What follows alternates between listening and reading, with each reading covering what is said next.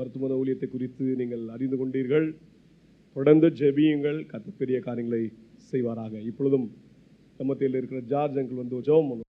எங்களை இந்த இடத்துல கூட்டி சேர்த்திருக்கிறீர், நன்றி செலுத்துகிறோம். அவர்கள் மகிமையிலே காணப்படுகிறார். அவருடைய துணைவியார் அவர்களுடன் வந்த கப்பல் இருவருக்காகவும் நாங்கள் உண்மை துதிக்கிறோம், சோதரிக்கிறோம். அன்றுவரை அடியானை கூட அந்த ஊழியத்தில் மட்டும் பயன்படுத்தி வந்திருக்கிறேன். தொடர்ந்து இந்த ஊழியம் நடைபெற வேண்டும், வருகை மட்டும் ஊழியம் தொடர்ந்து நடைபெற வேண்டுமாய் ஜெபிக்கிறோம். ஆண்டவரே, தொடர்ந்து எங்களை வழிநடத்தும் சித்தத்தின்படி இந்த கூடுகை நாம மகிமைப்பட வேண்டும். நன்றி செலுத்தி கர்த்தரை மீட்பதை தீர்மாய் கர்த்தரை இயேசு கிறிஸ்துவை ஜெபிக்கிறாங்க. பரலோக பிதாவே, நான் ஒரு ரிட்டையர்டு போலீஸ். 36 வயது இருக்கும்போது எனக்கு தைராய்டு வந்தது.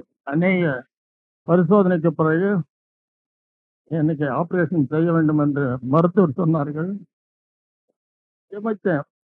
ஆப்ரேஷன் கூடாதுன்னு. அதே விதமாக மறுநாள் வந்து அதே டாக்டர் ஆப்ரேஷன் வேணாம், மறந்துடலன்னு சுகமடையலான்ட்டாரு. அது எப்போ எனக்கு 36 வயசு அந்த நேரத்தில். இது நடந்தது 48 வருஷத்துக்கு முன்பாக. இப்போ என்னுடைய வயசு என்ன என்பதை நீங்கள் அறிஞ்சுக்கலாம். கிட்டத்தட்ட 30 வருஷம் நான் மருந்தை உட்கொண்டேன் வித்தவுட் கன்சல்டேஷன் வித் டாக்டர். அப்போ கழுத்தில் எனக்கு வீக்கம் கண்டது. அப்போ நான் செக்கப் போகும்போது பல பரிசோதனைகள் செய்தார்கள். ஒரு பெரிய ப்ரொஃபஸர், அவங்க பேர் வனிதா, அவங்க என்னை பரிசோதித்து இவ்வளோ நாள் இருக்கிறேன்னாங்க. அது என்கிட்ட இல்லாமல் கர்த்தருடைய கிருபை நான் இது இவ்வளோ நாள் வாழறதுன்ட்டு நான் அந்த அம்மா கிட்ட சாட்சியாக சொன்னேன். அப்போ அவங்க ஒரு பக்கம் எழுதினாங்க, இந்த பரிசோதனை செய்யணும். அவங்க அசிஸ்டண்ட்டுக்கு அவங்க எல்லாம் பரிசோதனை பண்ணி அவங்க சொன்னாங்க, தேவைப்பட்டால் சர்ஜரி பண்ணுங்க. அப்போது சர்ஜரிக்கு நான் ஒத்துக்கு வரல. அப்புறம் டாக்டர் ஓப்பனாக சொல்லிட்டாரு, இட் பிகேம் ஏ கேன்சர்னு வந்துட்டார். அப்போ நான் சரி பரவாயில்லன்ட்டு நான் நினச்சிட்டேன். நாளைக்கு நாள் எனக்கு பலவீனம் வந்தது. திரும்ப மறுபடியும் போனேன், அட்மிட் ஆனேன். 2007ஆம் ஆண்டு எனக்கு ஆப்ரேஷன் நடந்தது. ஆனால் அது பயாப்சியில் இது ஒன்று மேலே எனக்கு ரிசல்ட் வந்தது. பட்டு தொடர்ந்து நீ தைராய்டு மாத்திரை எடுத்துக்கணுன்ட்டு எனக்கு ஆலோசனை கொடுக்கப்பட்டது. டிஸ்சார்ஜ் நீ போகலாம் வீட்டுக்கு, நீ ஓகேன்ட்டார் டாக்டர், சீஃப் டாக்டர். சரி, நான் போய் எங்கே தெரியுமா, நான் போய் முழங்கால் படிட்டு ஜெபம் பண்ணேன். பாத்ரூமில் போயிட்டு முழங்கால் படிட்டு, ஆண்டவரே எனக்கு சுகம் கொடுத்தீர், நான் இனிமேல் மருத்துவமனை ஊழியத்தில் நான் செய்வேன் என்று ஒரு பொருத்தனை பண்ணினேன். அதுக்கு முன்பதாக நான் மருத்துவமனை ஊழியத்துக்காருக்காக ஊழியத்தில் செய்கிறவங்களுக்கு வியாழக்கிழமை தோணும் இங்கே கேம்ஸில் ஊழியம் செய்யும்போது எங்கள் மனைவி கிட்ட சொல்லுவேன், அவங்க ஊழியத்தில் இருக்கிறாங்க, அவங்களுக்கு ஒரு டீ மேரி பிஸ்கட் போய் கொடுக்கணும் எனக்கு மனசில் தோணுதுமா.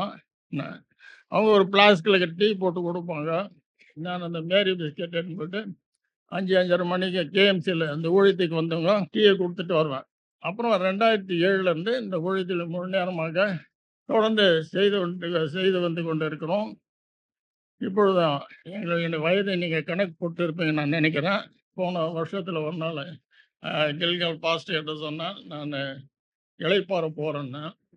நான் முடிஞ்ச வரைக்கும் ஊழித்தனார். அப்போ முடிஞ்ச வரைக்கும் நான் அந்த ஊழியத்தை செய்து கொண்டு இருக்கிறேன். இது என்னால் ஆனதில்லை, இது எல்லாம் தேவன் என்னை வழிநடத்தி வருகிறார். இன்றும் நான் எங்கே போனாலும் முழங்கால் நின்று தான் ஜெபம் பண்ணுவேன். ஆண்டவர் அந்த பலத்தை கொடுத்துருக்கிறாரு.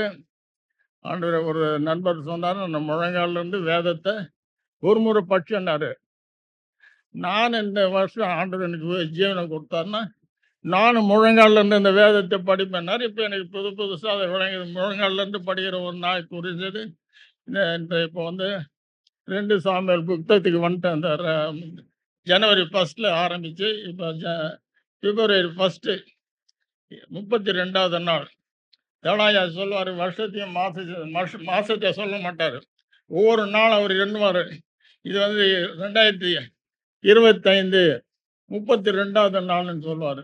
ஆகவே இந்த ஆண்டு 32வது நாள் இந்த இடத்துல 46வது இந்த மருத்துவமனை ஊழியம் கூடுகையில் கலந்து கொள்ளும்படி எனக்கு ஆண்டவர் கிருபை செய்தார், சுகம் கொடுத்தார், பலன் கொடுத்தார். அதுக்காக நன்றி செலுத்துகிறேன். இந்த ஊழியம் தொடர்ந்து நடைபெறும். வித்தியாசமாக இந்த நாட்களில் ஒருவர் போய்கொண்டே இருந்தால் ஒருவர் வந்து கொண்டே இருக்கிறார்கள். இந்த நாட்களில் இந்த கூடுகைக்கு வந்த யாவருக்காகவும் கர்த்தருக்கு நன்றி செலுத்துகிறேன். உங்கள் கூடுமான மட்டும் மற்றவர்களுக்கு நன்மை செய்யுங்கள். யாக்கோபு நிருபத்தில் அதை வீட்டில் போய் முதல் அதிகாரத்திலிருந்து அது முழுவதுமாக புக்கு படிங்க. கிரியில்லாத விசுவாசம் செத்ததாக இருக்கிறது என்று சொல்லப்படுகிறது. ஆகவே நம்முடைய விசுவாசத்தை கிரியில காண்பிக்கணும். தசம பாகத்தை பற்றி அநேக விதமான சொல்வார்கள். ஆனால் ஆண்டுடைய வார்த்தை சொல்வது ஏழைகள், திக்கெட்ட பிள்ளைகள், விதவைகள், லேவியன் யாரு? ஊழியக்காருக்கு இதை பகிர்ந்து கொடுக்கணும். அந்த ஊழியத்தை இப்போ கிட்டத்தட்ட 17 வருஷமாக நான் இந்த ஊழியத்தை நான் செய்து வருகிறேன். கொடுக்குற ஊழியத்தை ஆண்டவர் எனக்கு அபரிதமாக என்னை ஆசீர்வதித்து கொண்டு இருக்கிறார். எனக்காகவே, என் குடும்பத்துக்காகவும், பிள்ளைகளுக்காகவும், பிள்ளைகளுடைய ரட்சிப்புக்காகவும் ஜெபித்துக் கொள்ளும்படி உங்களை கேட்டுக்கொள்கிறேன். எனக்கு ரொம்ப பிடிச்ச காரியம்னா, அங்கிள் வயசான காலத்துலேயும் வியாதி பலவீனம் இருந்தாலும் ஊழியத்தை மட்டும் விட மாட்டார். அவங்ககிட்ட கற்றுக்கொள்ள வேண்டிய பாடங்கள் இருக்குது, நான் கற்றுக்கொள்கிறேன். இந்த டீமில் நிறைய பேர் 95 வயசு அம்மா இருக்காங்க, 80 வயசு எல்லாம், 75க்கு மேலே ஐயா அம்மாலாம் இருக்காங்க. எல்லாம் ஊழியத்தில் வாஞ்சியோடு செய்கிறாங்க. கர்த்தருடைய நாமம் மகிமைப்படுவதாக. இப்பொழுதும் நாம் சில சாட்சிகளை கேட்க போகிறோம். சகோதரி ஜெனிஃபர் அவர்கள் கர்த்தர் அவங்க வாழ்க்கையில் செய்த அற்புதங்களை நம்மத்திலே சொல்வார்கள். கர்த்தருடைய பரிசுத்த நாமத்திற்கு ஸ்தோத்திரம். இந்த இடத்துல வந்ததுக்கு நான் ரொம்ப சந்தோஷப்படுறேன். Glory be to God's holy name. I am glad to be here among all of you. நான் என்னோட மன கஷ்டத்தினால நான் மேலே மாடியிலேருந்து 3 மாடியிலேருந்து நான் கீழே விழுந்தேன். And because of depression, I jumped from a 3-story building down. நான் எதை பற்றியும் யோசிக்காமல் நான் அந்த மாதிரி ஒரு தவறான முடிவுக்கு என்னை ஒப்பு கொடுத்துட்டேன். I was not thinking right and I had taken that wrong decision at that moment. அப்புறம் அம்மா அப்பா எல்லாரும் என்னை ராமச்சந்திரா ஹாஸ்பிட்டலுக்கு கூட்டிகிட்டு போனாங்க. My parents had taken me to Ramachandra Hospital. அங்கே போகும் பொழுது 18 லட்ச ரூபாய் செலவாகும் உங்கள் பொண்ணை குணப்படுத்துறதுக்கு அப்படின்னு சொன்னாங்க. And they said that it would take 18 lakhs to heal me. இடுப்பெலும்பு முற்றிலுமாக உடஞ்சி போயிடுச்சு. கையில் இருக்கிற இந்த இடத்துல இருக்க எலும்பும் அப்படியே உடஞ்சி போயிடுச்சு. The hip bone had been crushed completely and there was fractures in my right hand. ஆனால் அந்த இடத்துல அவ்வளோ அமௌண்ட் கொடுத்து பண்ணுறதுக்கு எங்களால் முடியாததுனால அப்பா கேஎம்சி ஹாஸ்பிட்டலில் கூட்டிகிட்டு போனார். And because we could not afford that much money, my father took me to KMC hospital. ஆனால் என்னை அந்த இடத்துல குணப்படுத்தியிருந்தா கூட என்னால் இந்த அளவுக்கு உயிரோடு இருந்திருக்க முடியுமான்னு தெரியல. அந்த கேஎம்சி ஹாஸ்பிட்டல் அந்த அளவுக்கு ஊழியக்காரங்க மூலியமாக எனக்கு நிறைய ஹெல்ப் பண்ணாங்க. And I do not know if that medical attention given there would have given me such help, but ministers of God who came there had prayed over me and I am here among you. எனக்கு எல்லா நேரத்துலையும் கர்த்தர் help பண்ணிக்கிட்டு தான் இருந்தார். The Lord continually helped me. அந்த இடத்துல எனக்கு இந்த ஆர்த்தோவில் பண்ணுறதுக்கு கூட எங்கள் ரிலேட்டிவோட பாஸ்டர் தான் ஒரு டாக்டர் மூலியமாக ஹெல்ப் பண்ணி கொஞ்ச நாள்லேயே இந்த ஆப்ரேஷனை பண்ண உதவி செஞ்சாங்க. And for the ortho operation, one of my relatives' pastor is the one who had influenced a doctor there to do the surgery and we completed that. நான் ரொம்ப பலவீனமாக இருந்தேன். என்னால் பிழைக்கவே முடியாது அப்படின்னு சொல்லிட்டு ரொம்ப ஒரு மாதிரி அலைக்கழிக்கிற மாதிரி தான் இருந்தேனே தவிர எனக்குள்ள அந்த ஒரு நம்பிக்கை இல்லாமல் இருந்தேன். And I had no hope of living and I was totally depressed. அந்த டைமில் தான் கேஎம்சி ஹாஸ்பிட்டலில் ஊழியம் பண்ணுறதுக்காக டேனியல் குமார் பாஸ்டர் இந்த ஊழியத்திலிருந்து ஒரு பாஸ்டர் எனக்காக ரொம்ப மெனக்கட்டு ஜெபம் பண்ணார். And one pastor Daniel from this ministry had come over there and prayed for me earnestly. எல்லா நேரத்துலையும் நான் பயந்து என் ஆவியில் ரொம்ப ஒரு மாதிரி நான் தூக்கம் பொழுதும் நிறைய டைமில் என்னால் முடியவே முடியாது அப்படின்னு இருந்த பொழுதும் எனக்கு கால் பண்ணி ஒவ்வொரு நாளும் என்னை பலப்படுத்தினாங்க. And he would call me every day whenever I had lost hope and encouraged me. Night டைமில் கூட பாஸ்டர் எனக்கு கால் பண்ணி நான் நான் நான் அந்த பயத்தை சொல்லும் பொழுது ஒன்றும் ஆகாது, கர்த்தர் கூட இருக்கிறாருன்னு சொல்லி எனக்கு ரொம்ப பலப்படுத்தி எங்கள் வீட்டுக்கு வந்து எல்லாத்தையும் சொல்லி என்னை ரொம்ப பலப்படுத்தினாரு. And whenever I would call, even in the night, Pastor would pick up the call and encourage me and comfort me with the words of God. அதே மாதிரி காலில் வந்து இந்த இடத்துல ஃப்ராக்சராக இருந்துச்சு. அதுக்குமே வந்து ஹாஸ்பிட்டலில் வந்து ஆப்ரேஷன் பண்ணணும்னு சொல்லியிருந்தாங்க. ஆனால் நான் ரொம்ப ஜெபித்தேன். எல்லா இடத்துலையும் ஆப்ரேஷன் பண்ணால் என்னால் தாங்க முடியாது, ஏசப்பா எனக்கு எப்படியாச்சும் இதை குணப்படுத்திடுங்க அப்படின்னு சொல்லிட்டு ரொம்ப கெஞ்சி ஜெபித்தேன். அதுக்கேற்ற மாதிரி இந்த இடத்துல எந்த ஆப்ரேஷனும் பண்ணாமல் அப்படியே குணமாயிடும், விட்டுருங்க அப்படின்னு சொன்னாங்க. And initially, the doctors had said that they had to conduct another surgery on my left leg because of fractures. But I prayed, Lord, I do not need any more surgeries, heal me. And likewise, the Lord had healed me, and the doctor said that I would not need any surgery. எனக்காக கர்த்தரும் எங்கள் அம்மா அப்பா எல்லாருமே எனக்காக ஜெபிச்சாங்க. என்னை விட அவங்க விசுவாசமாக இருந்தாங்க. My parents prayed for me, and many others also prayed for me, and they had more faith that God would heal. அப்போ எனக்கு ஒரு வார்த்தை வந்தது, விசுவாசத்தினாலே நீதிமான் பிழைப்பான். And I received a word from the Lord saying that the righteous shall live by faith. நான் என் மேலே நம்பிக்கை வைக்கல, கர்த்தர் மேலே நம்பிக்கை வச்சேன். அதனால தான் நான் இப்போ உயிரோடு இருக்கிறேன். And now I am alive because I have placed my faith on the Lord.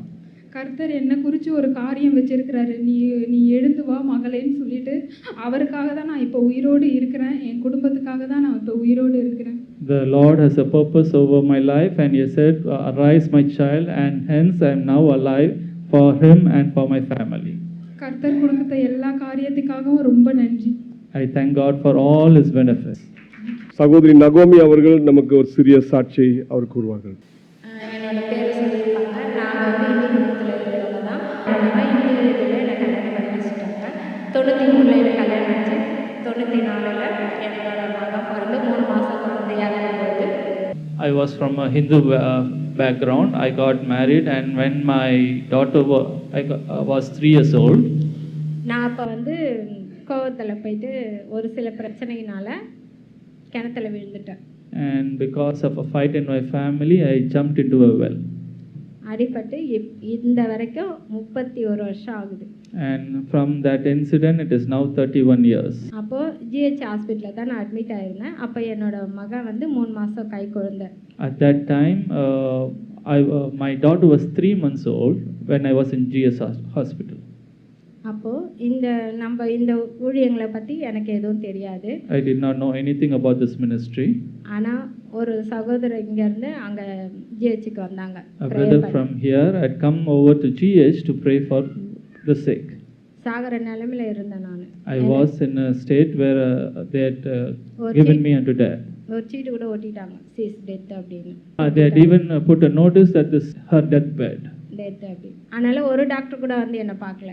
And because of that, no doctors came to even visit me.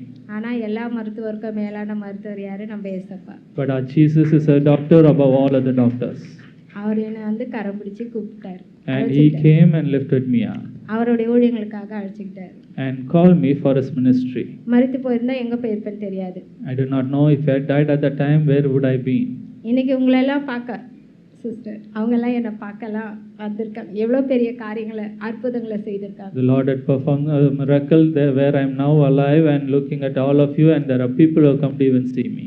ஆனால் ஐயா இதெல்லாம் எவன் நான் மறக்க முடியாது. ஏன்னா அவங்கள போல எனக்கு ஒரு ஆவிக்குரிய தகப்பன் எனக்கு கிடைச்சிருக்க மாட்டாங்க. And I cannot forget Pastor Thalam, who was a spiritual father unto me. ஒவ்வொரு நாளும் ஒரு டைம் எந்த டைம் இருந்தாலும் எனக்கு ஃபோன் பண்ணுவாங்க, என்னை விசாரிப்பாங்க. ஒரு சின்ன விஷயம்னா கூட அது நான் சொல்லவே வேணாம், அவருக்கு எப்படி தெரியும்னு தெரியாது. உடனே எனக்கு கால் பண்ணுவாங்க. எனக்கு உடம்பு சரியில்லைன்னா கூட கால் பண்ணுவாங்க.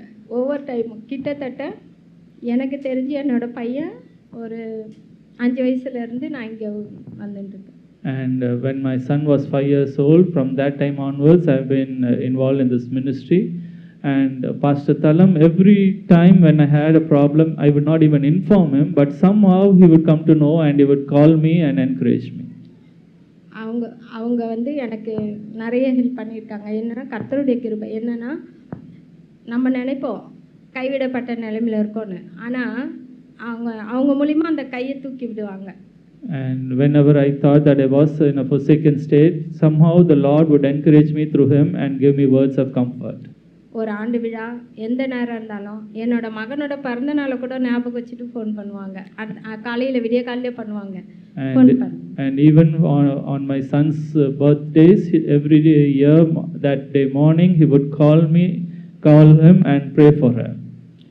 அப்படி என்னை வந்து உற்சாகப்படுத்துவாங்க. சபைக்கு போகல, ஒரு டைம் நான் போகல, இன்னைக்கு முடியலங்க ஐயா போகல, அப்படி இல்லை, இந்த வீல் சேர் எனக்கு வாங்கி கொடுத்தாங்க ஃபஸ்ட் டைம்.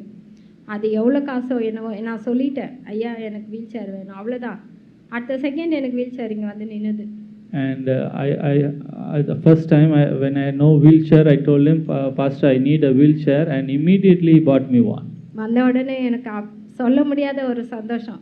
அப்போ எதுக்கு கொடுத்தாங்க? ஊழியத்துக்கு, நீ சபைக்கு போ, இதுதான் உனக்கு அப்படின்னு சொல்லி என்னை உற்சாகப்படுத்தினாங்க. And he encouraged me saying that this wheelchair is that you can go regularly to church and be involved in ministry. இப்போ என்னன்னா வீல் சேரில் போகணுன்றது இல்லை, எனக்கு ஃபுல்லாக அந்த அடிப்பட்டதுனால இடுப்பு கீழே இருந்து சொர்ணம் கிடையாது. And because of that incident, I have no senses in my body below my hip.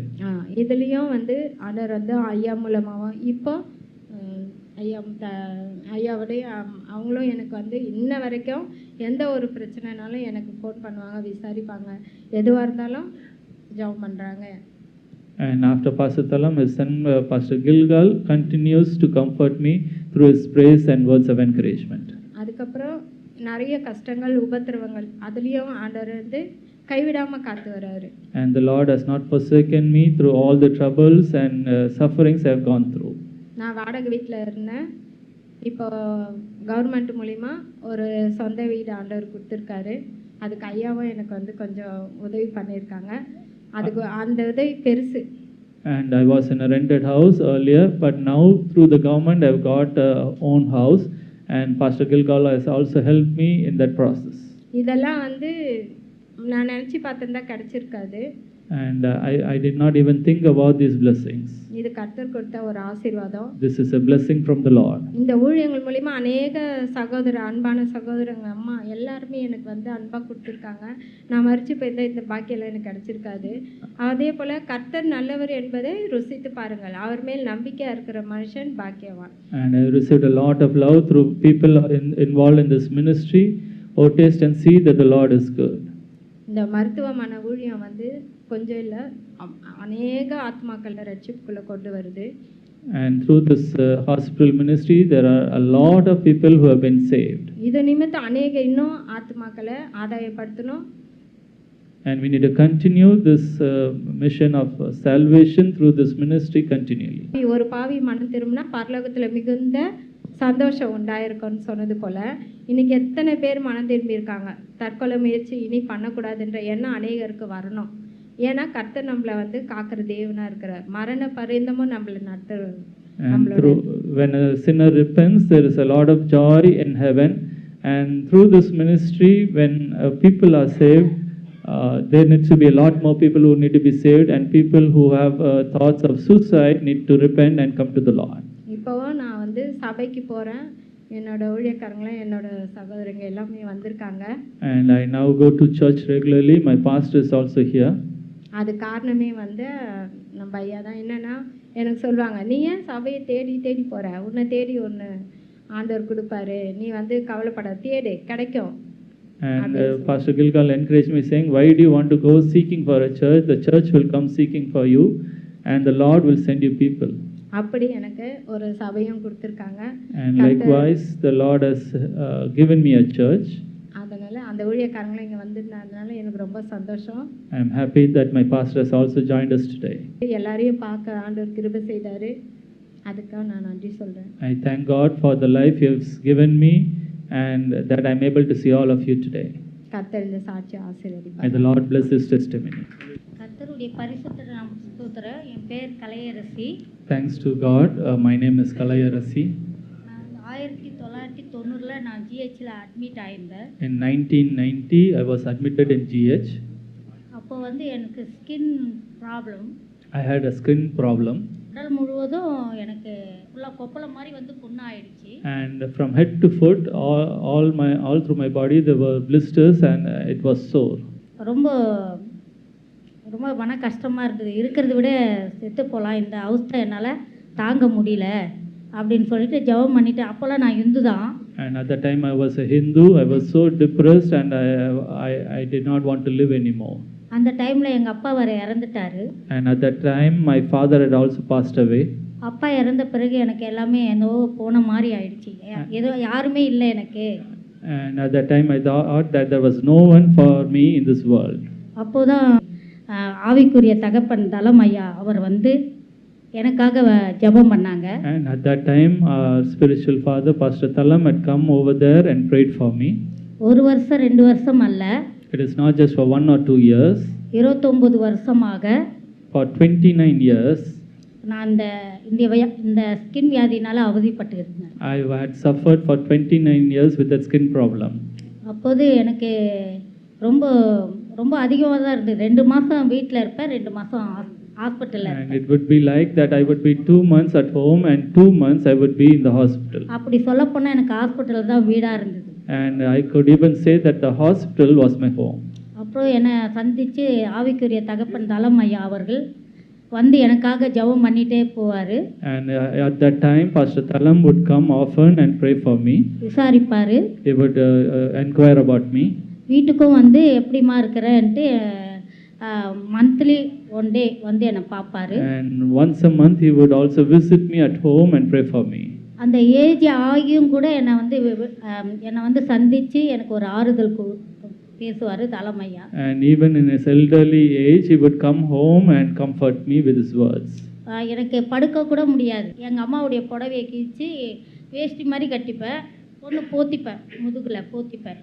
போத்திட்டு படுக்கும்போது அப்படியே அந்த கொப்பளம் அந்த ரத்தம்லாம் ஒட்டிக்கும் போது அந்த துணியை எடுக்கும்போது ரத்தமாக வடியும்.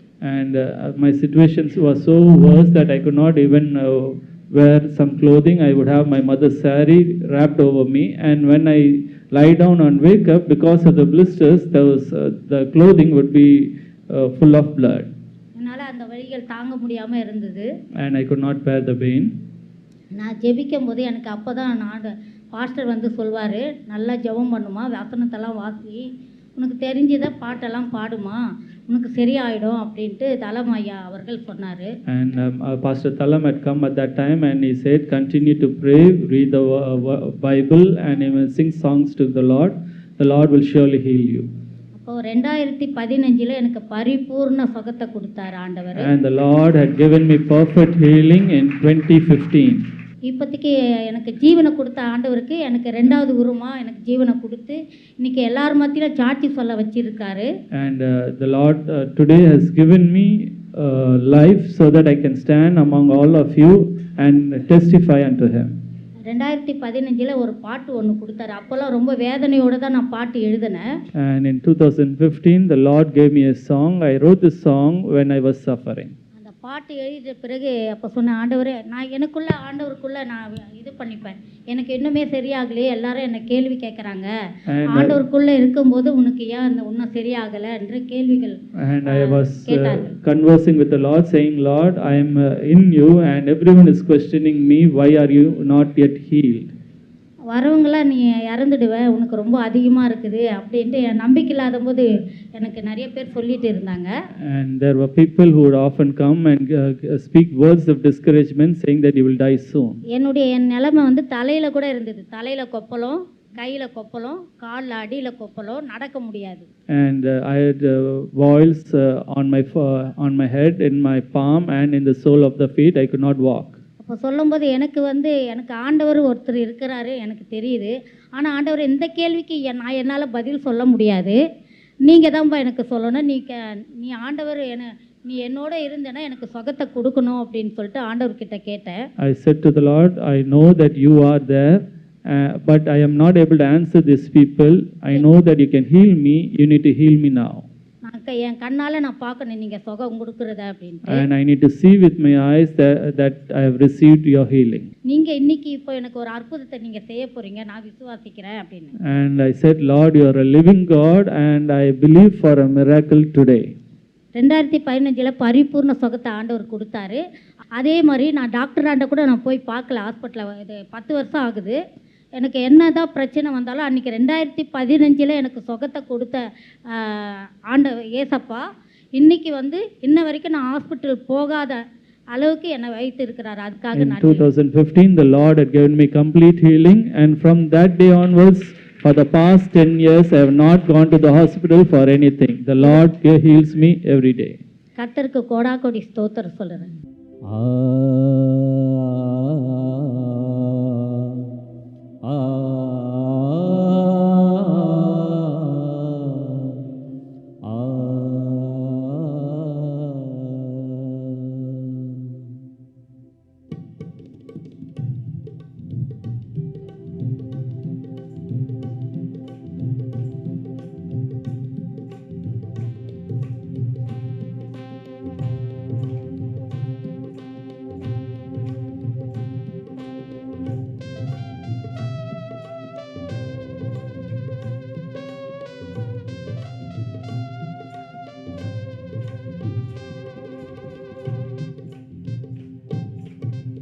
இதுவரை செய்த செயல்களுக்காக இயேசுவே உம்மை பாட வந்தேன். இதுவரை செய்த செயல்களுக்காக இயேசுவே உம்மை பாட வந்தேன். இம்மட்டும் காத்தவரே இம்மானுவேலே, 7 ஸ்வரங்களில் பாடுகின்றேன். இம்மட்டும் காத்தவரே இம்மானுவேலே, 7 ஸ்வரங்களில் பாடுகின்றேன். இசையால் மகிமை படுத்துகிறேன், இசையால் மகிமை படுத்துகிறேன். இதுவரை செய்த செயல்களுக்காக இயேசுவே உம்மை பாட வந்தேன். இதுவரை செய்த செயல்களுக்காக இயேசுவே உம்மை பாட வந்தேன்.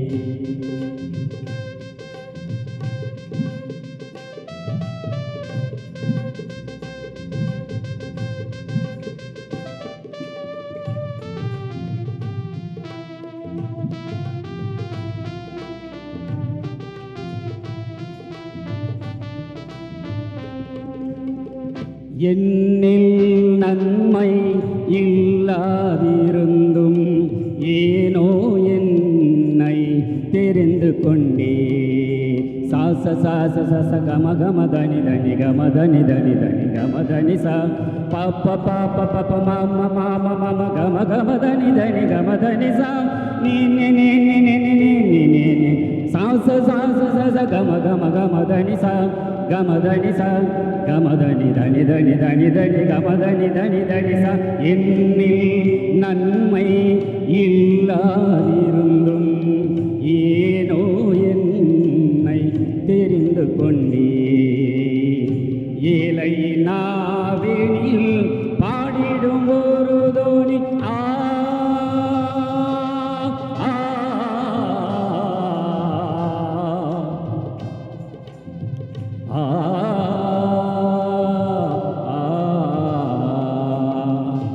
ஏழையின் நாவினில் பாடிடும் ஒரு தோனி இயேசுவே நான் பாடும் கல்யாணி. இயேசுவே நான் பாடும் கல்யாணி. இதுவரை செய்த செயல்களுக்காக இயேசுவே உம்மை பாட வந்தேன்.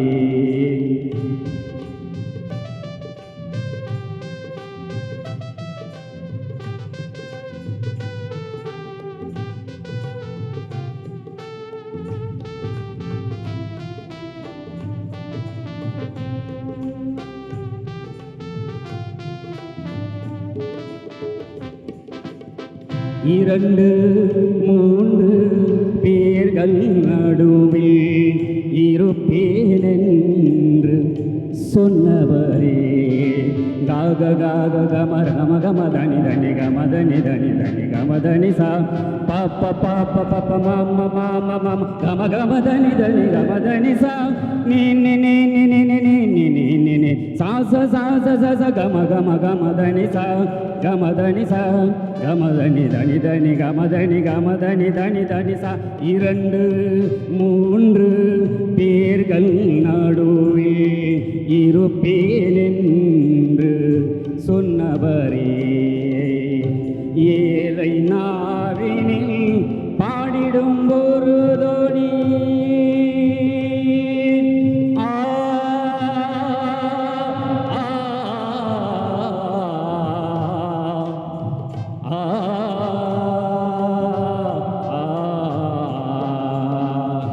இலையின் நாவினில் பாடிடும் ஒரு தோனி இயேசுவே நான் பாடும் கல்யாணி இயேசுவே நான் பாடும் கல்யாணி நித்தம் நித்தம் புது பாடல் பாடிட கேசரே உண்ட நன்மை கூறிட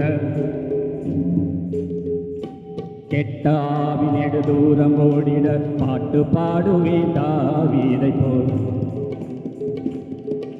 நித்தம் நித்தம் புது பாடல் பாடிட கேசரே உண்ட நன்மை கூறிட கெட்டாவி நெடு தூரம் ஓடிட பாட்டு பாடுவேன் தாவீதை போல் அந்த பாடலில் இருந்த வல்லமை இந்த வேளையில் இறங்க செய்வீ அந்த பாடலில் இருந்த வல்லமை இந்த வேளையில் இறங்க செய்வி வருவி வரம் தருவி திருபை தினப்பொழிவி வருவீர் வரம் தருவீர் இருவை தினப்பொழிவீர் எந்த நாவில் உந்தன் வேதம் இன்றும் என்றும் ஒலிக்க செய்தீர் துதிகளிலே வாசம் செய்யும் தூயவரே உம்மை பாட வந்தே துதிகளிலே வாசம் செய்யும் தூயவரே உம்மை பாட வந்தே இதுவரை செய்த செயல்களுக்காக இயேசுவே உம்மை பாட வந்தே இதுவரை செய்த செயல்களுக்காக இயேசுவே உம்மை பாட வந்தே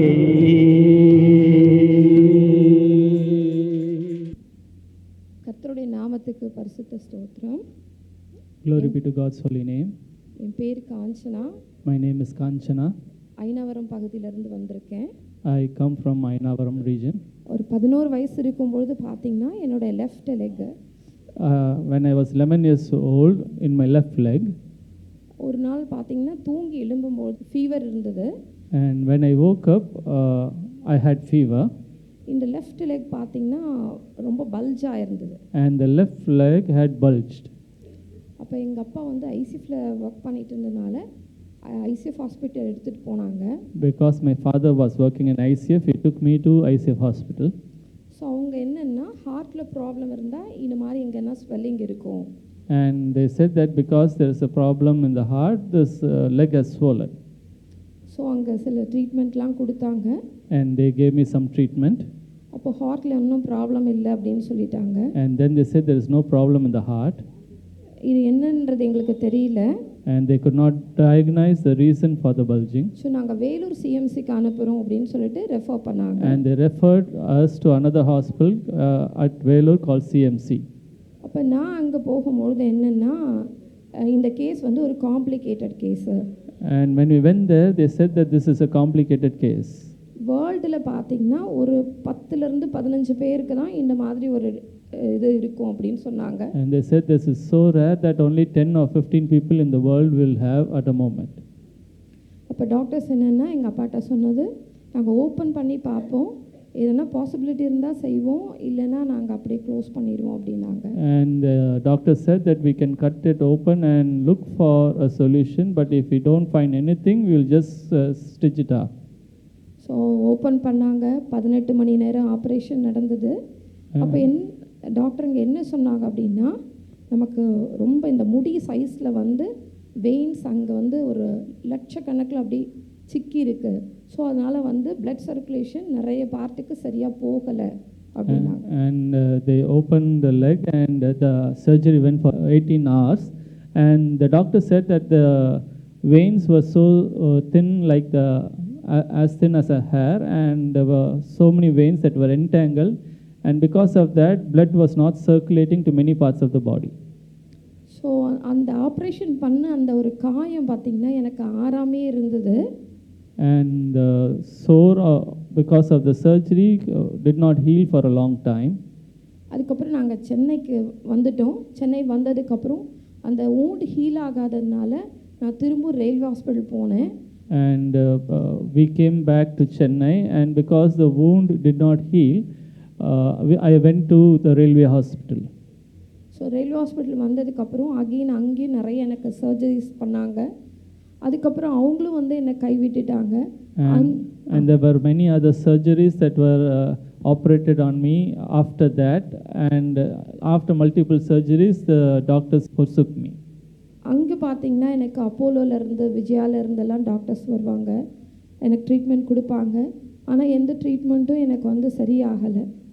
Doctors from specialized hospitals would come and give me treatment, but none of that worked. அவங்க வந்து அதுக்கப்புறம் லாஸ்ட்டாக என்னை வந்து ஜிஹெச்க்கு ரெஃபர் பண்ணிட்டாங்க. And at the end they referred me to GH hospital.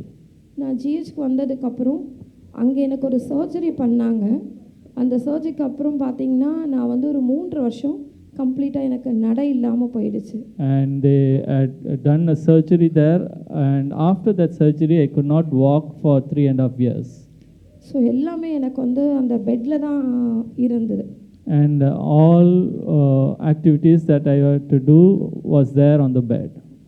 இதில் என்ன அப்படின்னு சொன்னால் அந்த ஊண்டு ஆறாததுனால ரொம்ப பெருசாலாம் இருக்காது, நம்ம கீழே விழுந்தால் தேஞ்ச அப்படி இருக்கும், அந்த மாதிரி தான் இருந்தது. And the wound did not heal, but it was not a big wound, but something like a scar when we fall down. அந்த என்னென்னா நான் சிரிச்சா அந்த ஊண்டிலேருந்து அப்படியே பிளட் வரும், அழுதா பிளட் ஊற்றும், எமோஷ்னல் ஆனால் பிளட் ஊற்றும். அந்த பிளட் எங்கேருந்து வர்றதுனே டாக்டருங்களுக்கு வந்து சஜஸ்ட் பண்ணவே முடியல. And it was so that whenever I laughed or cried or was emotional, blood would ooze out from that wound, and the doctors could not find out from where the blood came. So நாங்கள் Hindu background.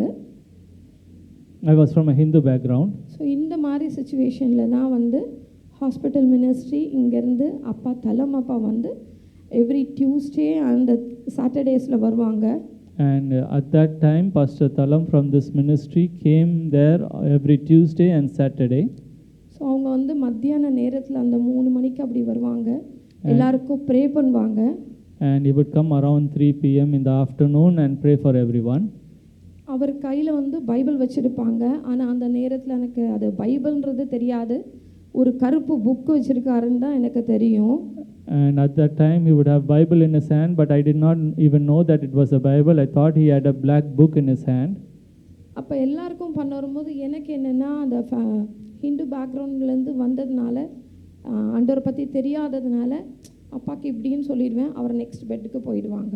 And because I was from a Hindu background and I did not know about Christ, I would ask him not to pray and move away, and he would pass on to the next patient. இது நடுவில் என்னென்னா எனக்கு வந்து தூக்கம் வராது.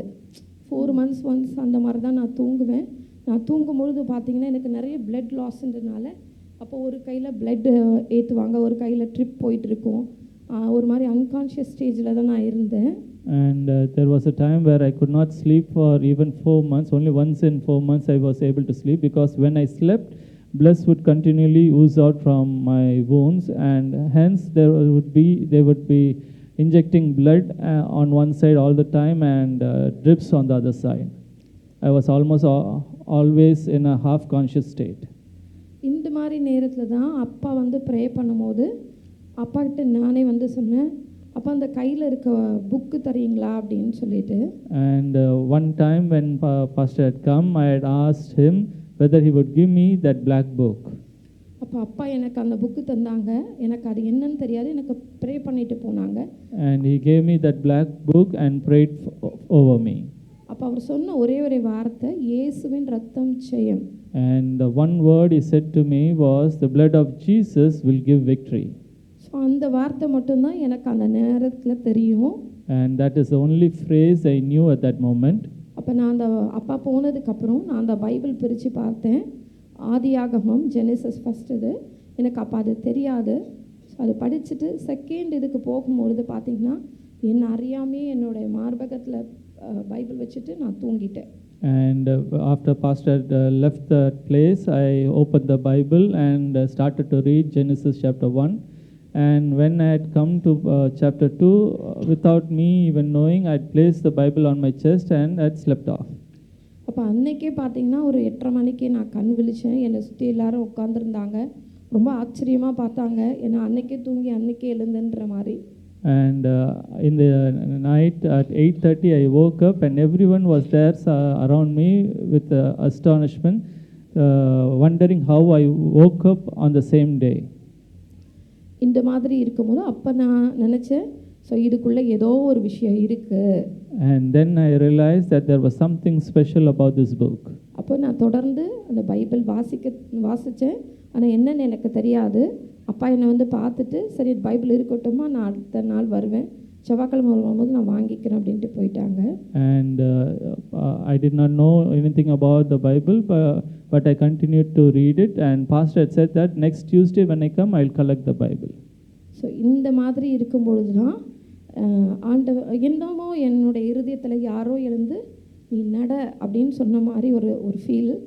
அப்போ 3 வருஷம் நான் நடக்காமல் இருந்த அந்த சூழ்நிலையில் எனக்கு எழுந்து நடக்கணும் அப்படின்னு சொல்லிட்டு, சரி ஆகிறத பார்க்கலாம், ரத்தம் ஊற்றுனாலும் நம்ம ஹாஸ்பிட்டலில் தான் இருக்கோம், நம்மளை பார்த்துக்குவாங்கன்னு சொல்லி எழுந்து நான் நடக்க ஆரம்பித்தேன். ஒரு சின்ன குழந்தைய போட அந்த பெட்டை சுற்றி நான் வந்தேன். And at that moment, I felt that someone said to me in my heart, arise and walk. And I had not walked for 3.5 years, and I was afraid, and I thought, I'm in the hospital, if something bad happens, they'll take care of me. And I stood up and walked around the bed like a small child. அப்போ sisters, doctor எல்லாம் வந்துமே ரொம்ப ஆச்சரியப்பட்டாங்க. The nurses and the doctors there came and saw me with astonishment. Blood எனக்கு ஒரு சொட்டு கூட வரல. And not even a drop of blood came out of my wound. அப்போ இது நடுவில் பார்த்தீங்கன்னா அப்பா வந்து எனக்கு சொன்னாங்க, அம்மா உனக்கு ப்ரேயர் பண்ணுறதுக்கு ஒரு அண்ணா வர்றாங்கம்மா அப்படின்னு சொன்னாங்க. And in that time, Pastor said to me, there is an elder brother who will come and pray for you. அப்போ ஸ்ரில்தாஸ் அப்பாவுடைய மகன் வந்தாங்க. And Pastor Srildas had come with his son. அப்போது நான் பார்த்தீங்கன்னா நடக்காதுன்னா ரேம்ப் நடந்து 7th floor, நான் இருந்தது 5th floor, அதுக்கப்புறம் 2 floor லிஃப்ட் கிடையாது, 2 floor ரேம்ப் நானே நடந்து போனேன். And at that time, I who could not walk, walked up 2 stories up from the 5th floor to the 7th floor on a ramp. There was no lift there. அப்போ போகும்போது அண்ணன் என் தலையில் கை வச்சு, அவனும் அப்போ தான் ஃபஸ்ட்டு டைம் ப்ராஃபஸி சொல்கிறாங்க. And at that time, a brother had placed his hand over my head and prophesied. அப்போ எனக்கு வந்து அது ப்ராஃபஸி எல்லாம் தெரியாது. இப்போ நான் நீ கண்ணு மூடி ஜெபிமா அப்படின்னு சொன்னாங்க. And he had asked me to close my eyes and pray, and he prophesied, and I did not know that it was a prophecy. அப்போ அவர் சொன்னது, மகளே இது மாதிரி வந்து உனக்கு இது சரீர பாடு கிடையாது, இது வந்து ஒரு செய்வன பாடு. நீ வந்து கால் எடுக்க போகிறாங்க, ஆண்டவர் உன்னை கரம் தூக்கி எடுத்திருக்காரு. கால் எடுத்தாலும் நீ உன்னை குறித்து வந்து அழமாட்ட, மூளையில் உட்காந்து அழமாட்ட, மற்றவங்களுக்கு நீ ஆலோசனை சொல்லக்கூடியவளா ஆண்டவர் உன்னை ஆசீர்வதிக்கிறாரு. And he said that this is not because of any sickness in your body, but an act of sorcery. And they are going to amputate your leg, but you will not be crying, but you will be a witness unto others, comforting others. இப்போ நான் இந்த மாதிரி சொல்லும்பொழுது நான் என்னோடய இருதயத்தில் என்ன நினச்சேன்னா, இவர் என்ன லூஸ் மாதிரி ஏதோ உளர்றாரு அப்படின்னு தான் நான் நினச்சேன். ஆனால் அந்த நேரத்தில் அவர் வாயிலிருந்து ஒரு வார்த்தை வந்தது, மகளே இது என் மகன் சொல்கிற வார்த்தை இல்லை, இயேசு கிறிஸ்துவாகிய நான் சொல்கிற வார்த்தைன்னும் போது அப்படியே நான் உடஞ்சிட்டேன். அழுது, ஆண்டவரே நீங்கள் யாருன்னு எனக்கு தெரியாது, ஆனால் நீங்கள் வந்து என்னை தூக்கி எடுத்துருக்குறீங்க அப்படி சொல்லி நான் ஜெபிச்சேன். And I thought that he was talking something crazy. But at that time, I heard a voice inside my heart saying, "This is not the word of a man, but I, your Lord, am speaking you. I have lifted you up." And at that time, I cried out, saying, "Lord, I do not know who you are," and I wept. அதுக்கப்புறம் பார்த்தீங்கன்னா 21 days கழிச்சு டாக்டருங்க எனக்கு வந்து இந்த மாதிரி கால் எடுக்கிறத பற்றி பேசினாங்க. அதுக்கப்புறம் அவங்க என்ன சொன்னாங்க, கால் எடுத்தால் நாங்கள் இறங்க மறிச்சிடுவேணும்னு சொல்லி ஒரு 1 month நீ வீட்டில் போய் ரெஸ்ட் எடுத்துகிட்டு வா அப்படின்னு சொன்னாங்க. And after 21 days after this incident, the doctors talked to me about amputating my leg. And they feared that after amputating my leg, I may die in that operation. And hence they said, go home, take rest for a month, and then come back. நான் வீட்டுக்கு வந்து ஒரு 1 வீக்குள்ளே எனக்கு பார்த்தீங்கன்னா eyesight கொஞ்சம் problem ஆயிடுச்சு. எனக்கு காது கேட்குறதும் கொஞ்சம் அப்படி இதுவாகிடுச்சு. அப்போ யார் என்ன பேசுகிறாங்கன்னு கூட எனக்கு கேட்கறதுக்கு இல்லாமல் இருந்தது. என் பக்கத்தில் யாருன்னா உட்கார்ந்தா மட்டும் அந்த வைப்ரேஷனில் தான் தெரியும் எனக்கு யார் உட்கார்றாங்கன்னு. And 1 week after I had come home, I was continually losing my eyesight and I could not even hear well. Only if someone sits beside me, because of that vibration, I can sense that someone is seated beside me. So இந்த மாதிரி இருக்கும்போது நான் வந்து மறுநாள் வந்து Friday நான் ஒரு டாக்டரை பார்க்க போகிற ஒரு சர்ஜனு. ஸோ நான் அப்போ வந்து ஆண்டர்கிட்ட ஜெபிச்சேன் நைட்டு. இப்போ நான் இந்த மாதிரி போகிறேன், எல்லோரும் எனக்கு கண் வேணும் கால் வேணும்னு வாங்க. நான் இந்த மாதிரி போகிறேன், எனக்கு கால் எடுத்து நீங்கள் சொன்ன மாதிரி கால் எடுத்து என்னை நல்லா வச்சா என்னை வைங்க, இல்லைன்னா எடுத்துருங்கப்பா அப்படின்னு சொல்லி நான் ஜெபிச்சுட்டு நான் படுத்துட்டேன். And the next day, Friday, I had to go visit a surgeon. So the previous night, I prayed to the Lord saying, Lord, I don't want to lose my eyesight or hearing. If you are going to amputate and give me a good life, then so be it. Otherwise, take my life. So அந்த நாளில் வெள்ளிக்கிழமையில் பார்த்திங்கன்னா எனக்கு ஒரு கனவு வந்தது. ஆண்டவர் வந்து அந்த காரியத்தை வெளிப்படுத்தினார், கால் எடுக்க போகிறேன்றது. அதே போல் நம்ம சபையிலேருந்து 5 பேர் எனக்கு வருவாங்க எப்போவுமே எவ்ரி ஃப்ரைடே. அவங்களுக்கும் ஆண்டவர் அந்த விஷனை கொடுத்தாரு. ஸோ அவங்களும் என்னோட அந்த காரியத்தை பகிர்ந்து கொண்டாங்க, அது கால் எடுக்கிற பற்றி. அப்போ அவங்களும் சொன்னாங்க, ஆண்டவர் இதுதான் உனக்கு வச்சுட்டாருமா, நீ ஆண்டவருக்கு நல்ல ஸ்தோத்திரம் சொல்லிவிட்டு நீ டாக்டரை போய் பாரு அப்படின்னா. And in the night, I had a dream about my leg being amputated. And there were 5 people from the church who came at that moment. They also had that vision, and they shared with me about me and encouraged me that even if they amputate the leg, the Lord will continue to uphold you. அதுக்கப்புறம் நாங்கள் டாக்டர்கிட்ட போனோம். Doctor வந்து இது மாதிரி எடுக்கணும் அப்படின்றத சொன்னாங்க. ஃபுல்லாக வந்து பாய்சன் ஆகிடுச்சு, எடுக்கலைன்னா 10 daysக்குள்ளே மறிச்சிடுவாங்க அப்படின்னு சொன்னாங்க. And they said that within 10 days this operation has to be conducted, otherwise you may die because the poison has spread all over your body. அதுக்கப்புறம் எனக்கு ஆப்ரேஷன் நடந்தது. அந்த ஆப்ரேஷன் நடக்கிற நேரத்தில் எனக்கு பார்த்திங்கன்னா யாரோ என்னுடைய கரத்தை வந்து அப்படியே தடவி கொடுக்குற மாதிரி, என் தலையை தடவி கொடுக்குற மாதிரி. அந்த நேரத்தில் என்னென்னா ஆக்சுவலாக நான் வந்து இறந்துட்டேன். எனக்கு இறந்து என்னோடய ஃபுல்லாக பாடி ஃபுல்லாக எனக்கு வந்து ப்ளூ ஆகிடுச்சு. வெளியில் போயிட்டு என்னுடைய பேரண்ட்ஸ் கிட்டலாம் சொல்லிட்டாங்க, அவங்க இது மாதிரி இறந்துட்டாங்க, பேக் பண்ண போகிறோம் அப்படின்னு. During the operation, it seems that I had died and the poison had spread all over the body. My whole body had become blue. The doctors had gone out and told my parents that she has died. But I felt as if someone was comforting me by placing their hand over my head and my arm. அப்போ எனக்கு அந்த ஒரு சத்தம், ஏன்னா நான் இறந்துட்டேன்னு அவங்க என்னை back பண்ணுறாங்க. அப்போ என்னை அறியாமல் நான் வந்து எனக்கு வலிக்குதுன்னு சொல்லும் போது, அப்போ நான் உயிரோடு இருக்கேன்னு சொல்லி திரும்ப எனக்கு சர்ஜரி ஸ்டார்ட் பண்ணாங்க. God's grace. அப்போ நான் உணர்ந்தேன், என் ஆவியானவர் வந்து என்னோட கூட இருக்கிறார் இந்த இடத்துல அப்படின்னு சொல்லி உணரும் போது எனக்கு சொல்லிக் கொடுத்த அந்த வார்த்தை, நான் மயக்கத்தில் தான் இருந்தேன், அந்த இயேசுவின் ரத்தம் ஜெயம், இயேசுவின் ரத்தம் ஜெயம். நான் சொல்கிறேன், எனக்குள்ளே நல்லா சொல்கிறேன்னு எனக்கே நல்லா தெரியுது. அதுக்கப்புறம் 45 minutes முடிக்க வேண்டிய ஒரு சர்ஜரி 5 hours ஆச்சு. ஆண்டவர் என்னை நல்லபடியாக கொண்டு வந்தார். And when they thought that I died and were packing me, somehow I was in a half conscious state, and I had said that it is paining. and they realized that I was alive, and they continued the surgery. The surgery that was to be completed in 45 minutes prolonged to about 5 hours. And during that time, in my subconscious state, I was aware that I was saying to myself, the blood of Jesus gives victory. மறுநாள் பார்த்தீங்கன்னா doctor வந்து என்னை encourage பண்ணார், நீ எந்த கடவுளை கும்பிட்டியோ அந்த கடவுள் தான் உனக்கு வந்து ஜீவனை கொடுத்தது. And the doctor the next day came and encouraged me, saying, the Lord whom you are serving is the one who gave you life. அப்போ வந்து அதுக்கப்புறம் என்னுடைய காலை பார்த்தோம், கால் வந்து எடுத்தாச்சுன்றது இதுவாச்சு. அதுக்கப்புறம் ஆண்டவர் வந்து என்னென்ன அற்புதமாக 33 இயர்ஸ் ஆகிடுச்சு. இப்போ எனக்கு வந்து பார்த்திங்கன்னா 53 இயர்ஸ். இந்த 33 ஆண்டு காலமாக ஆண்டவர் வந்து 11 வயசில் போனேன், 20 வயசில் கால் எடுத்தாங்க. ஆண்டவர் இம்மட்டுமாக என்னை வந்து அற்புதமாக நடத்தி வராரு. 15 வருஷம் நான் அப்பாவோடு சேர்ந்து ஹாஸ்பிட்டல் மினிஸ்ட்ரியில் இருந்தேன்.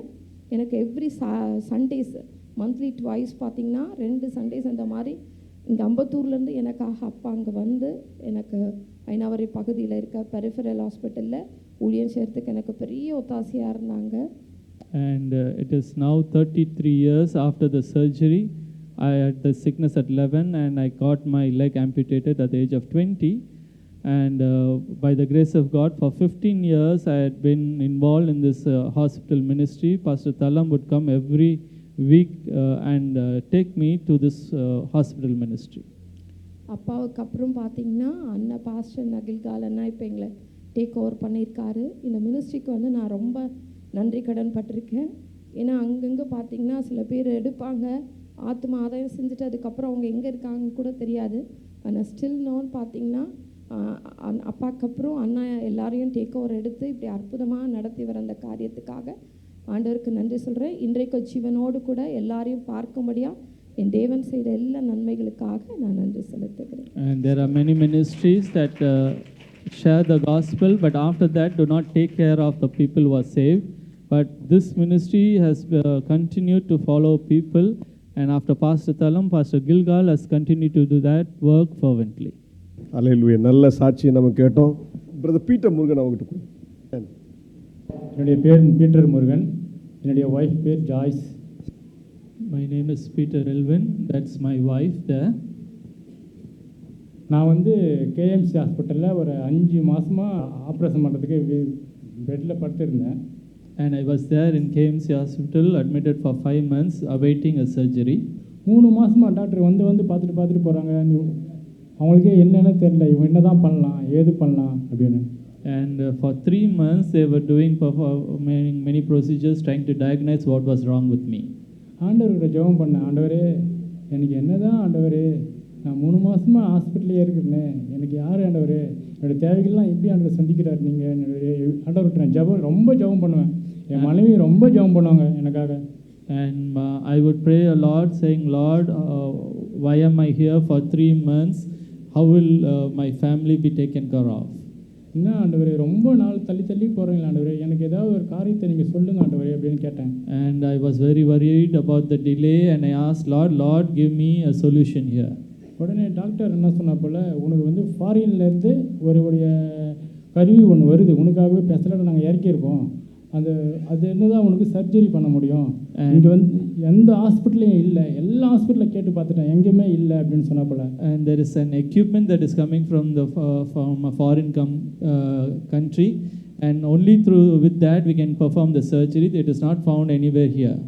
உடனே நாங்கள் ஜெபம் பண்ணிட்ட பிறகு ஒரு 3 நாள் கழிச்சு, தம்பி உன்னுடைய இதெல்லாம் வந்துடுச்சு, உனக்கு ஆப்ரேஷன் பண்ண போகிறேன் அப்படின்னு சொல்லிட்டாங்க. And in 3 days they said that that particular equipment has come and they are going to perform the surgery.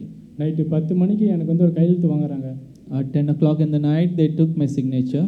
தம்பி ஆப்ரேஷன் பண்ணும்போது உனக்கு கை கால் வராமல் போயிடும், and during the surgery you may become paralytic, உனக்கு பல்லு உடஞ்சிரும், and you may lose your teeth. உனக்கு கண்ணு காது ஏதாவது ஒரு ஃபால்ட் ஆகும் தம்பி, அந்த ஆப்ரேஷன் பண்ணும்போது எனக்கு பொறுப்பு கிடையாதுன்னு ஒரு லெட்டர் ஒன்று எழுதினாங்க. And they said you may lose your eyesight or hearing and the doctors are not responsible for that. உடனே நானும் கையை படித்து பார்த்தேன், ஏசப்பா எனக்கு இந்தமாரி நிலைமை. And I read that and said to the Lord, why am I facing this situation? ஏசப்பா என் 2 பிள்ளைகளை நான் எப்படி தான் காப்பாற்ற போகிறேன், என் மனைவியை நான் எப்படி தான் பாதுகாத்துக்க போகிறேன், and how am I going to take care of my children and my wife? உடனே கடவுள் எனக்கு வந்து கொடுத்த தரிசனம் என்னன்னா, நிச்சயமாகவே முடிவு உண்டு, உன் நம்பிக்கை வீண் போகாது. And the Lord gave me a vision saying, surely there is an end, your hope is not in vain. காலையில் நைட்டு ஆப்ரேஷன் பண்ண நைட்டு கையெழுத்து போட்டுட்டேன், காலையில் ஆப்ரேஷன் சொல்லிட்டாங்க. And I signed that form, and they said that in the morning there will be a surgery. Operation பண்ணுறதுக்கு நான் எல்லாமே ready ஆகிட்டேன். And I was ready for the surgery. அவங்க என்னை ஆப்ரேஷன் தேட்டரில் கூட்டின்னு போகிறாங்க. And they were going to take me to the operation theatre. என்னுடைய மனைவி ஜெபையான தலையில் வந்து ஒரு சிலுவை போட்டாங்க. And my wife prayed over me. Operation தேட்டரில் போகும்போது படுத்துக்கிட்டு அவங்கக்கிட்ட நான் கேட்குறேன், ஐயா எனக்கு 2 ஆண் பிள்ளைகள் இருக்காங்க, என் மனைவி இருக்காங்க, எப்படி தான் நான் காப்பாற்ற போகிறேன் அவங்கள, நீங்கள் தான் டாக்டர், நீங்கள் தான் பார்த்துக்கணும், நான் இல்லை, நான் உனக்கு டாக்டர் கிடையாது, நீ கும்புற ஏசப்பா தான் உனக்கு டாக்டரு, நீ அவங்க தான் நீ வேண்டிக்கணும் அப்படின்னு சொன்னாங்க. And when I entered the operation theatre, I pleaded to the doctor saying, doctor, I believe in you, you need to do this, take care of me here. But the doctor said, I cannot do anything. The Lord whom you worship is the one who has to take care of you. காலையில் 9 மணிக்கு operation தேட்டரில் போகிறேன். And I entered the operation theatre at 9. சாயந்தரம் 6 o'clock மட்டும் நான் உள்ள operation என்ன தான் பண்ணாங்க எனக்கே தெரியல, வெளியே வரேன் 6 மணிக்கு. And I came out of the operation theatre only at 6 in the evening. ஒரு ஒயிட் கலர் வந்து ஒரு ஷால், ஒரு துணி மாதிரி கட்டுவாங்க, ஒரு பெட்ஷீட்டு, ஒரு ஷால், ஒரு துணி, எல்லாமே blood, full total blood. And I saw that the dress that they had put over me, the bed sheet and the shawl, everything was covered in blood.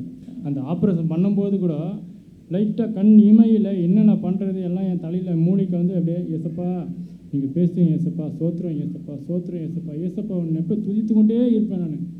And even though I was in a half conscious state, I was continually praying during the operation time. Operation பண்ணி பெட்டில் படுக்க வைக்கிறாங்க IC வார்டில். And they placed me post surgery in an ICU ward. IC வார்டில் 6 பேர் இருந்தாங்க, நான் என்னோட சேர்த்து 6 பேர். And along with me there were 6 people in that room. IC வார்டுக்கு வரவங்கெல்லாம் அப்பப்போ இறந்து போயிடுறாங்க. நான் பக்கத்தில் நான் இருக்கேன், நான் பார்த்துக்கிட்டே திரும்பி பார்ப்பேன், ஐயோ என்ன ஏசப்பா. Because I was seeing that everyone who came to the ICU ward was dying one by one. And out of fear I prayed. அப்புறம் நான் என்ன பண்ணேன், டாக்டர் வருவாங்க, தம்பி காலாட்டு கையாட்டு அதாட்டுனாங்க. எனக்கு ஒரு பொசிஷன் இல்லை, மாறு பக்கத்தில் இருந்து ஒரு உணர்ச்சிகள் இல்லை என்கிட்ட. And the doctors would come and ask me to move my hand, my leg, but I had no sensation right from my chest all over the body. எனக்கு டாக்டர் வந்து ஊசி வைத்து குத்துவாங்க, இல்லை சார் எனக்கு ஒன்றுமே தெரியல sir. And the doctors would prick me with a needle and I would say that I did not sense it. ஒரு மறுத்து போன ஒரு இது எப்படி இருக்கும் அந்த மாரி என் காலில் 2 காலம், ஒன்றும் உணர்ச்சி கிடையாது, ஒன்றும் கிடையாது. என்னுடைய மனைவி வந்து பேம்பஸ் போடுவாங்க, போட்டுட்டு போகிறதுக்குள்ள அந்த சின்ன சின்ன எறும்பு இருக்கும், அந்த எறும்பு ஃபுல்லாக பேம்பஸில் இருந்தது ஃபுல்லாக. என் மனைவியை பார்த்துட்டு அவங்களுக்கு அப்படியே ஃபீவர் வந்துச்சு அந்த இடத்த பார்த்துட்டு. And there were small ants even on my body which I did not feel. My wife saw that and seeing that she had fever. டாக்டருங்கெல்லாம் வருவாங்க, ஒரு பெட்டுக்கிட்ட போயிட்டு பேசுவாங்க, இவங்க அப்படி இவங்க இப்படின்னு பேசுவாங்க. ஆனால் என் பெட்டுக்கிட்ட வரும்போது டாக்டர் 2 வார்த்தை பேசிட்டு போயிட்டே இருப்பாங்க. என்ன ஏசப்பா அவங்க கீழே நான் இப்போ 4 மணி நேரம் 6 மணி நேரம் பேசுவாங்களே, எனக்கு இன்னுமே பேச மாட்டேறாங்களே, என்னுடைய நிலைமை அவ்வளோதானா நான் நினச்சிட்டே இருந்தேன். The doctors would go to the other patients, speak to them for 10 to 15 minutes, but when he comes to me, he would just be there for 2 minutes and move on. And I thought that there's nothing more for me in this hospital. நான் உடனே நினச்சேன், ஒரு 4 வாரம் 5 வாரம் போனதுக்கப்புறம் திருப்பி நான் என்னுடைய டாக்டரை வந்து போகும்போது வெளியே போகும்போது நான் என் ஒய்ஃபை கூப்பிட்டு அவங்க ஜாய்ஸ் அவங்களுடைய கூப்பிட்டு டாக்டர் அப்படின்னு சொன்னேன். And after 4-5 weeks, once when the doctor was moving away, I asked my wife to call the doctor back. அவர் வந்து பார்த்தேன், என்ன தம்பி என்ன சார், என்ன ஏன் சார் இதுமாரி ரொம்ப இதாக இருக்குது சார், என் கால்கள்லாம் அப்படி மறுத்து போயிருக்கு சார் அப்படின்னு சொன்னேன். And I asked the doctor, why is there no sensation in my body and my legs? Doctor எதிரிலேயே என்னுடைய 2 காலை நான் தூக்கிறதுக்கு எனக்கு ட்ரை பண்ணேன். 2 காலையும் எனக்கு தூக்க டாக்டர் ஏசப்பா எனக்கு கேள்வி கொடுத்தார் அப்பயே. And before the doctor, I tried to lift my legs, and at that moment, the Lord gave me strength to lift my legs. உடனே டாக்டர்லாம் ஆச்சரியப்பட்டாங்க, ஏ தம்பி என்னடாச்சு 2 காலை தூக்குறியே அப்படின்னு சொல்லி. And the doctors was astonished and said, "Oh, what happened, brother? You are able to lift both your legs." ஐயா நான் 2 காலை தூக்குறேன் ஐயா, என்னால் நடக்க முடியல ஐயா அப்படின்னு சொன்னாப்புல. And I told that I am able to lift my leg, but I am not able to walk. நான் சொன்னேன் ஐயா அவர்கிட்ட, பொறுமையாக தான்ப்பா ஆகும், உனக்கு வந்து சின்ன ஆப்ரேஷன் கிடையாது, உனக்கு இந்த ஆப்ரேஷன் வந்து இந்த ஹாஸ்பிட்டலில் நான் இப்போ தான் முதல்ல நான் பார்க்குறேன். The doctor said, don't worry, it will take a little while, but this is the first time I am seeing that after such a surgery, a person is able to move his legs. எனக்கு வந்து மார்பகத்துலேருந்து உணர்ச்சிகள் இல்லாத மார்பகம் இப்போ எனக்கு ஒரு காலுக்கு ஃபுல்லாக உணர்ச்சி வந்துச்சு. And where I had no sensation right from the chest, now I had sensation all through one leg. எனக்கு மோஷன் போகிறது எனக்கு கொஞ்சம் தெரியுது இப்போது. And I could even sense that I would pass motion. எனக்கு கொடுத்த மனைவி, கடவுள் கொடுத்த gift எனக்கு மனைவி. And my wife was a gift given to me from the Lord. எனக்கு ஒரு சோதனை வராமல் என்னை கண்மணி போல பார்த்த தேவன் இனிமேல் என்னை கண்மணி போல பாதுகாப்பார். நான் எழுந்து இதே ஹாஸ்பிட்டல் ஊழியத்துக்கு நான் போய் ஒவ்வொரு ஹாஸ்பிட்டல் நான் ஜெபிப்பேன்னு நான் இந்த நேரத்தில் நான் சொல்கிறேன் நான். And I thank God because she took care of me well, and I am hoping that I'll be able to walk, and I'll join this hospital ministry and go to the hospitals praying for the sick. ஐயா எங்கள் வீட்டுக்கு வந்தார். வந்து Peter, நீங்கள் நைட்டில் என்ன பண்ணுறீங்கன்னா பிள்ளைகளை உட்கார வச்சு ஜெபம் பண்ணுங்கள், ஒவ்வொரு அதிகாரத்தை ஒவ்வொரு வசனமாக சொல்லி ஜெபம் பண்ணுங்க சொன்னார் ஐயா. The pastor came here and advised me that I conduct family prayer in the house and asked me to read the Bible verse by verse. Daily நாங்கள் ஒவ்வொரு வசனம் படிக்கும்போது எங்களுக்குள்ள என் பிள்ளைகளுக்குள்ள ஒரு உற்சாகம் வருது என் பிள்ளைகளுக்கு. And my children are encouraged seeing me praying. ஐயா என்னை ஃபோன் பண்ணி சொல்லுவோம், ஐயா நீங்கள் சொன்ன மாதிரியே நாங்கள் ஜெபிக்கிறேன், எங்களுக்கு சந்தோஷமாக இருக்கியா அப்படி சொல்லுவோம். And I told my pastor here saying that, Pastor, we are happy praying as a family. கடவுள் கொடுத்த என் gift எங்கள் வீட்டில் பசங்க. And my children are a gift to me from the Lord. இதுவே என்னுடைய சாட்சி. This is my testimony.